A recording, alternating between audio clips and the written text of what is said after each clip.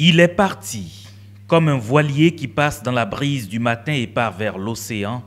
Marcel Alain de Souza a tiré sa révérence. Du haut de ses 65 ans d'âge, sa coque a toujours eu la force de porter sa charge humaine, du moins jusqu'à ce 16 juillet 2019. Ancien ministre d'État béninois du développement, de l'analyse économique et de la prospective, l'homme jouit d'un renom certain dans les milieux politiques et économiques du monde. Issu d'une grande famille de Ouida, Marcel de Souza est le neveu de feu Monseigneur Isidore de Souza, ancien archevêque de Cotonou, et le frère aîné de l'épouse de l'ex-chef d'État béninois, Boni Yayi.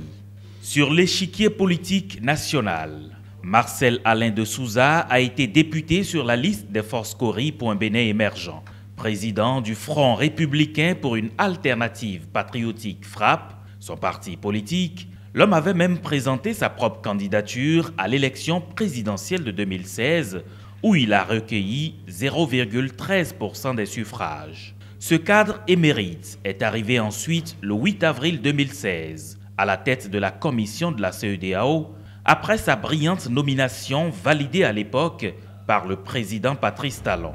Marcel de Souza avait officiellement succédé au Burkinabé Kadri Désiré Ouédraogo. Dans une zone de 320 millions d'habitants répartis dans 15 pays, le nouveau patron de la commission de la CEDEAO réalisait bien l'immensité de sa mission. Une mission qu'il aura réalisée sans nul doute avec dévouement, abnégation et professionnalisme. Il n'avait d'ailleurs jamais cessé de nourrir le vœu de l'instauration d'une monnaie unique pour 2020. Pour lui, cette ambition n'est pas une utopie. Hélas, celui qui est venu à la tête de la commission de la CEDEAO en 2016 ne verra donc pas le rêve de la monnaie unique ECO tel que acté par les chefs d'État et de gouvernement qui sera effectif en 2020.